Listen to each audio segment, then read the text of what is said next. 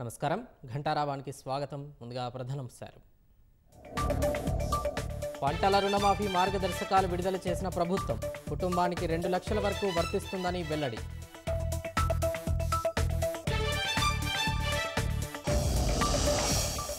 రైతు కుటుంబం గుర్తింపునకు ration card ప్రామాణికం.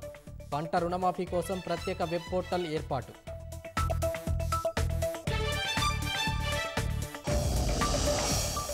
రాగల 5 రోజులు రాష్ట్రంలో భారీ నుంచి అతి భారీ వర్షాలు. ఉత్తర ఈశాన్య జిల్లాలకు వాతావరణ శాఖ హెచ్చరికలు.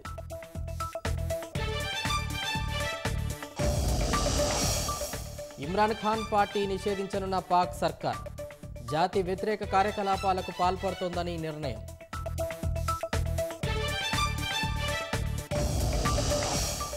నేపాల్ ప్రధానిగా కేపీ శర్మ ప్రమాణ స్వీకారం.